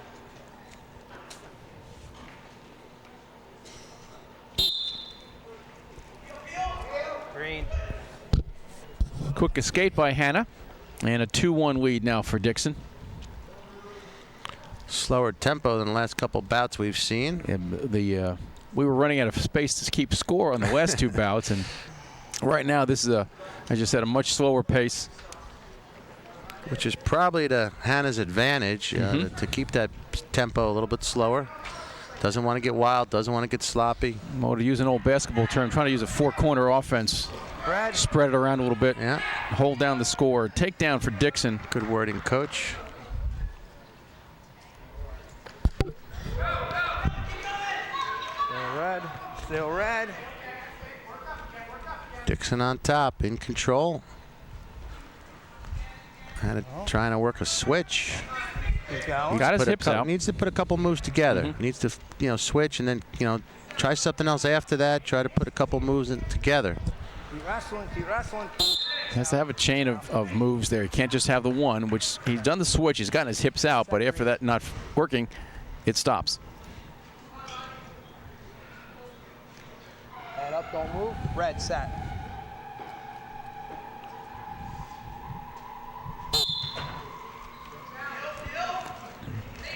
Green. And an escape. Nice for stand-up turn in by Hanna. Puts him on the board. Well, this has been the pattern. Takedown, escape, takedown, escape. 40 seconds to go. Easy down. Easy penetration by Dixon in there for the takedown. Increases his lead to 6-2 with 33 seconds left to go here in the second. Well, Glenn Pazinko telling Hanna he's got to get in position. He's got to be able to defend himself. Okay, Dixon got in there way too easily.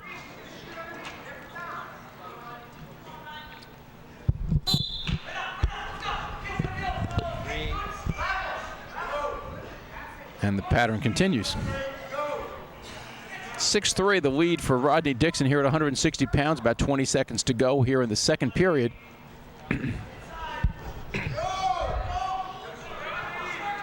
As they circle on the edge. Wrestlers aren't tying up. We've seen a lot of tie-ups. Now they're tied up. They're in ear-to-ear contact.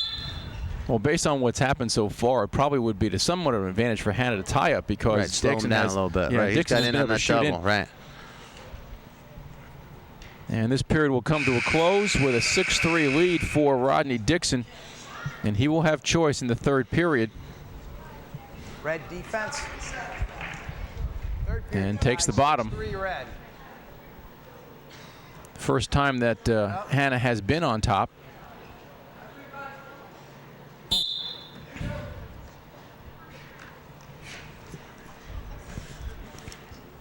On. Stop, stop, stop. And an escape for Dixon.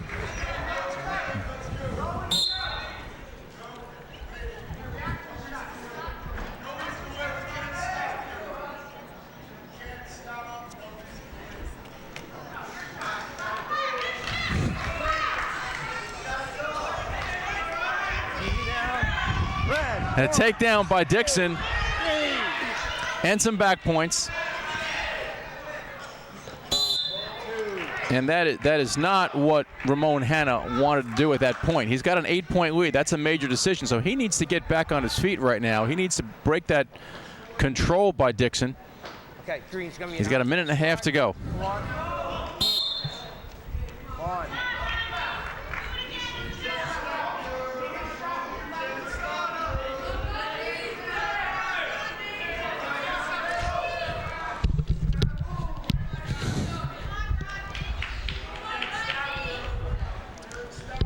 Hannah gets the escape. He's up there. Dixon gets in again for another takedown.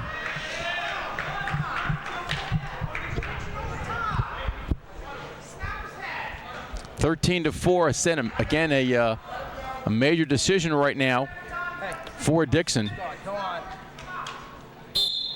as he gives him the optional start and the escape.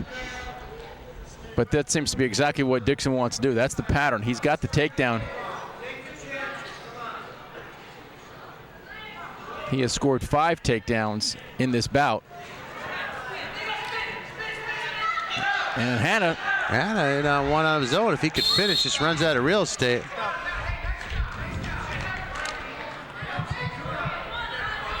He has to stay aggressive while being careful. I mean, at this point, he's already given up the major decision. He's got a 13-5 lead. You got to be behind that line. That's your left foot. Thank you.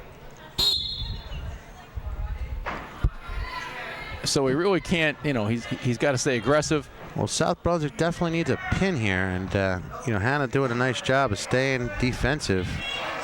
If he could break this pattern of and break that 8-point lead, good defense there by Hannah. 27 seconds. Glenn Pazinko saying lower the level. Don't let him get under you like that. Because Dixon has been able to shoot down and get a hold of the legs. So he's got to drop his level, meaning drop his hips. Either to score here and get out of that major zone or not give up anything big. One of the two. Just can't really afford to get sloppy here. Well, 8 seconds to go. There probably will not be much of a change in the overall scoring at this point. It looks like a major decision for Rodney Dixon. Despite the score, Hannah did a nice job. He kept coming back.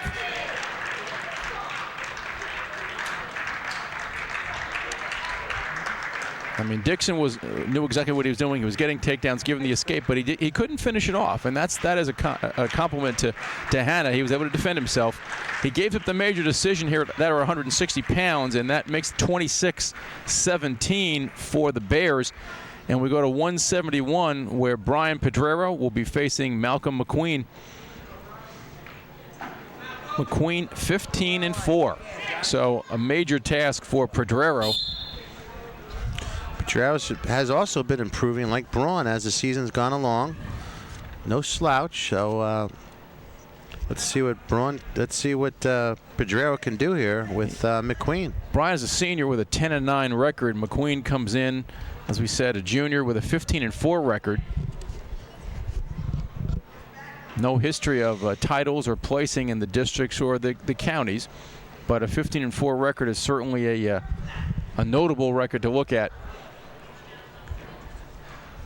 A 9-point lead for the Bears on the scoreboard with 3 bouts to go. Now you have Sergio Garcia coming up at 189, probably. It really depends, and this is something that depends on that matchup. It's going to depend what happens in this bout, whether or not Joe Doherty decides to put out Dave Amrine at 189. He was hoping to avoid Sergio at 189. That was something he said earlier on. I don't think he's going to be able to avoid him at this point. He's going to have to go out there and try to pick up whatever he can right now.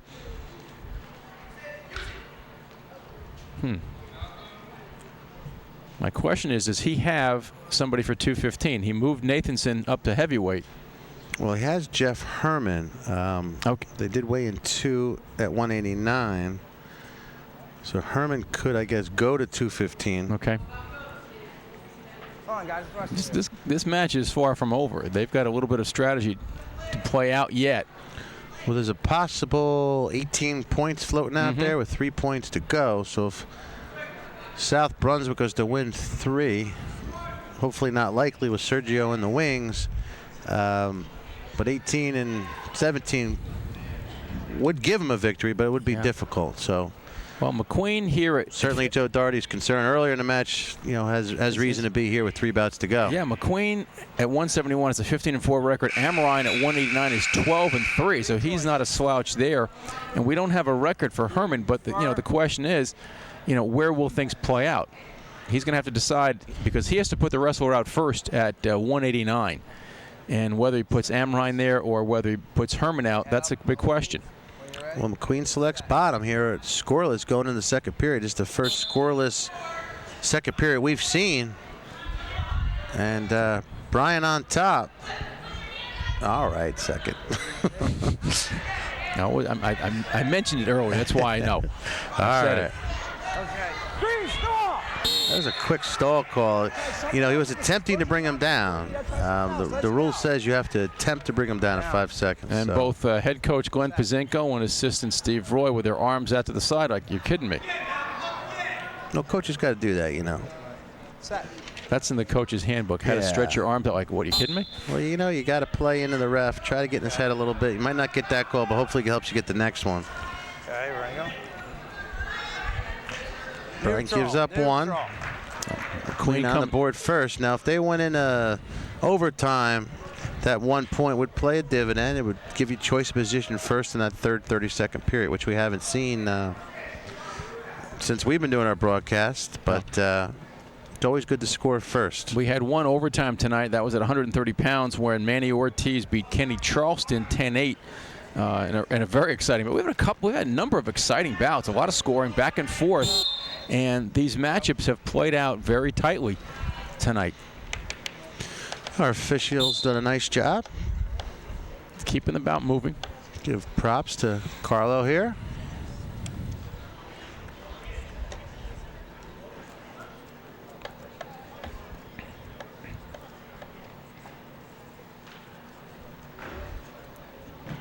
.45 seconds here to go in the second period.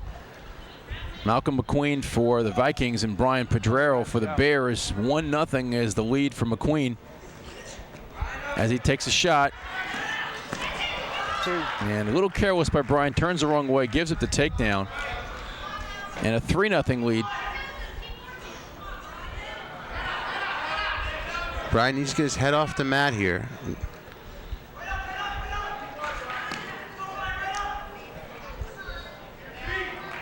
Now it's McQueen that is riding parallel how to avoid the stalwart as he gives up one. So Brian back to his feet, down 3-1. We're going to probably wind down that way with 4 seconds to go here in the second.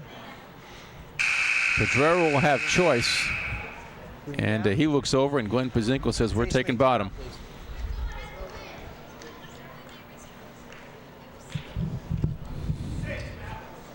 Set.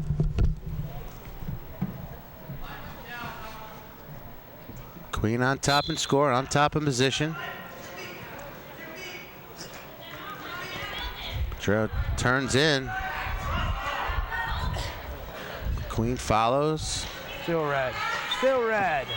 There are Still officials red. saying red in control. Both wrestlers red. are identified by the wristbands on the officials' wrist. East Brunswick scores in the green. South Brunswick scores in the red. Keep going. Home team is usually designated in green, although sometimes you'll see the official make the team green even though they might be away just by the color of their singlets. I'm sure East Brunswick on the road a lot, especially when they were, let's say, wrestle Woodbridge, I'm sure the official would just make a prudent switch and make East Brunswick green despite being away. But normally, if you're in the stands and you want to know the score, home usually corresponds to green. I had a conversation with someone who did not quite understand the fact that even if we were on the road and let's say East Brunswick was wrestling Edison, that you'd make Edison red. And they said, well, but they're the visitors. They're the home team. They should be green. I said, no, we're not crazy as officials. You've got to have some sanity. Well, by the book, the person that said to you is correct. Yes. And by logistics, it's one of those rules that just gets altered a little bit. Well, that was a person who had never really seen wrestling, wasn't a big wrestling fan. Well, I can tell you my experience officiating. Everybody in those bleachers knows wrestling better than the official. Absolutely.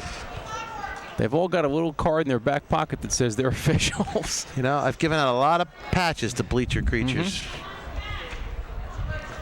McQueen maintaining the 3-1 lead at 171, and he's putting a lot of pressure on Pedrero, keeping him flat. You know, and as an official, I'll add, you know, you don't mind taking a little haze and a little ribbon from the crowd as long as they know what they're abusing you about. There's nothing worse than getting abused by somebody that doesn't know the rules. Well, if they're aware of, I mean, you go to some places too. You go to Phillipsburg and those places, they're very knowledgeable and very loud as well. There was a second warning stalling call against Brian Pedrero, so he gave up a point, and it is 4-1 now. And the period will end, the match will end. A 4-1 win for Malcolm McQueen, making the team score 26-20. Well, let's see what East Brunswick does here. Might be coming down. It is going to be Amrine.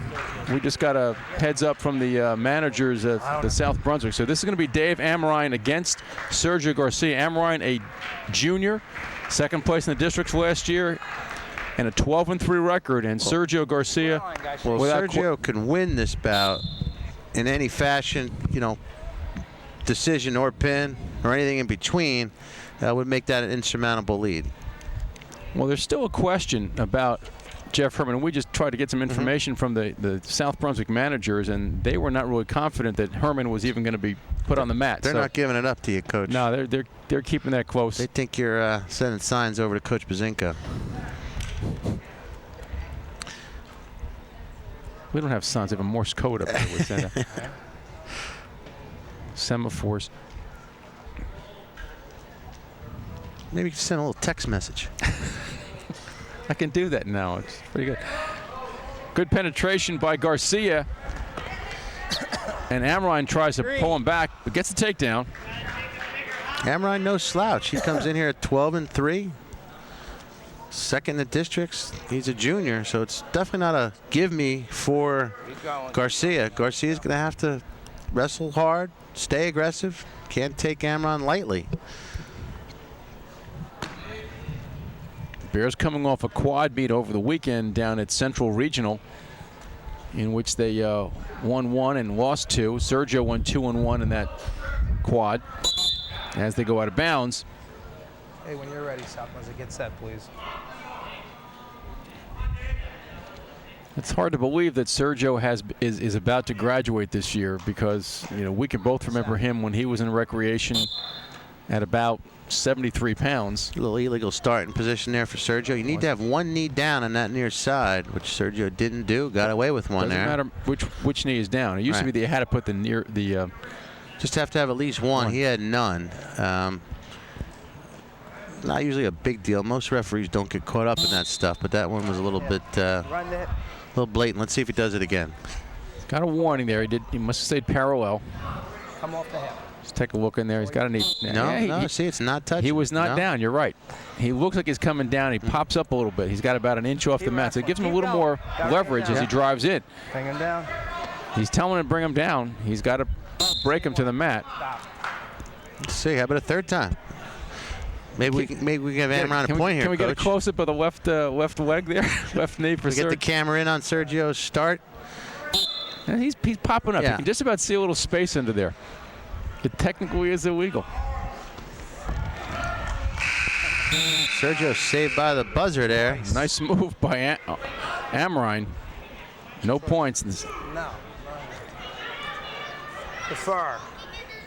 South Brunswick looking for points there, but East Brunswick saved by the buzzer. Well, Amrine took being aggressive, taking a chance with that flip. He defers in the second period, and Sergio Garcia takes the bottom, comes to his feet, and broken down by Amrine. Watching this at home and you push rewind, you'll see Amrine did the same thing. You know, he didn't have a knee down either. He took the left side, which is okay. But again, he didn't have a knee down either. He had one knee behind Garcia, which was down, but nothing on the side. Still control for Amrine as they come to their feet.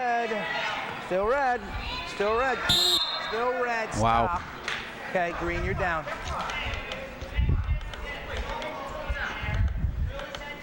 Well, Sergio had to be a little more aware of where he was on the mat. I think if he'd come in inside the circle more, he was coming out.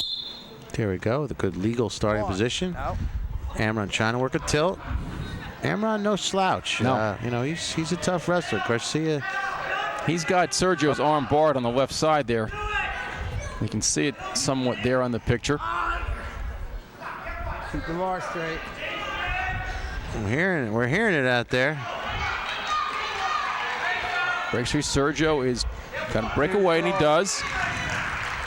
Garcia definitely, you know, has had a strength advantage of the most majority of his opponents this year.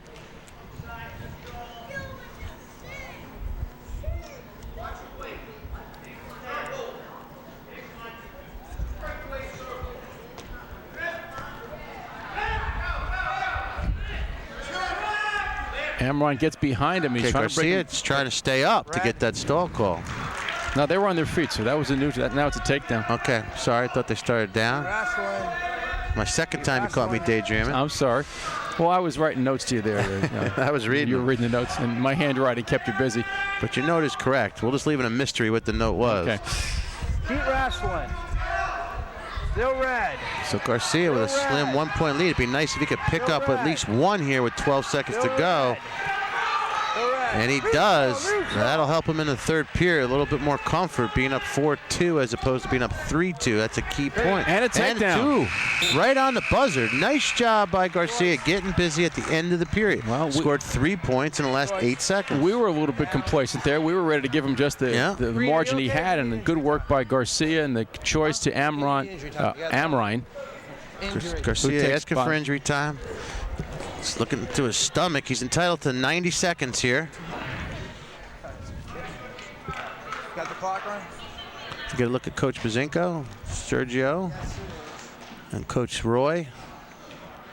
The officials coming over there with the clock to let him know how much time he has left. I didn't see anything in particular, Stu, of whether he was being grabbed tightly around the waist. And of course, they've been going back and forth, being lifted, and it's possibly just grabbed him and squeeze it or pinched a muscle or something in there. Well, in the first period, you know, I noticed he came down his head a couple times. So I don't know if he got a little shaken up or, you know, what have you, but Garcia's ready to go. Just a few seconds used on that injury clock. They have, what, 90 seconds, right? 90 seconds over the course of 2 injury times. Third injury time would result in disqualification. And if you exceed 90 seconds, that also would result in a default. Dave Amrine of South Brunswick takes the bottom here in the third period. He is down by 4, and Sergio gives him the alternate start and the escape. Going forward here, guys. Which I'm a little surprised about. Yeah. Well, it may be that he doesn't want to use up too much energy on the control, that he'd like to stay loose a little bit. And perhaps even with that, you know, he may have a better sense of what happened with his stomach. He may be a little bit out of sorts there. Well, he scored 2 takedowns. And, you know, he also might feel he's stronger on his feet.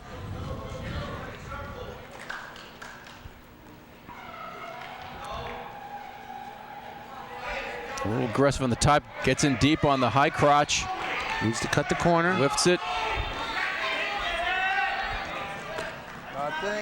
Not able to finish that. Well, he just tried to rely on muscle there. What he really needs to do is cut the corner, try to improve the position, maybe work into a trip or run the pike. But you're not going to be able to muscle everybody down like that. So, he got in deep. He just didn't finish the maneuver. I'm wondering if that injury or the way he feels is a little bit more than we're thinking, because he glanced up at the clock, and that's not usually something that Sergio would do to see how much time is left. No.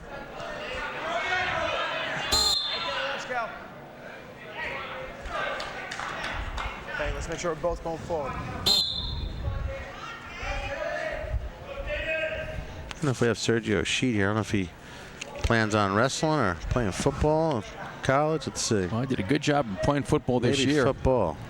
And it says maybe in New Jersey. Stalemate, let's go. Well, in an effort to keep the action going, Carlos Socia called a stalemate there. Break him, start again. 25 seconds to go, tries to throw, Amrine doesn't get it, and Sergio falls on him for the takedown and gives him the one. 8-4 is the lead right now with 10 seconds to go here in the final period of regulation. Sergio Garcia with an 8-4 lead. A win here finishes the matchup for the Bears. And a takedown. 10-4 the final. Sergio Garcia with the win. 29-20 is the team score, and with only 2:15 to go, the Bears have a very nice win. Yeah, that also helps Sergio for seeding and the counties and the districts. That's it. And they are not going to put anybody out at 2:15. It looks like Jimmy Ryder will come out for the Bears, take the forfeit.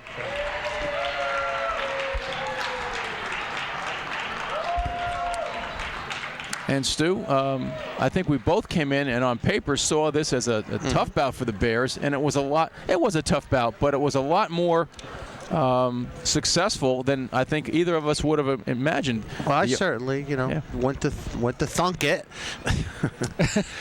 From the opening bout, the Vikings took a 4-0 lead, but then the Bears reeled off 4 wins in a row, and that really set the pattern. They never looked back as they maintained the lead through the rest of the match. Well, we've said it several times. A lot of these wins are based on the matchups, and there's a lot of parity in the division, in the red division especially.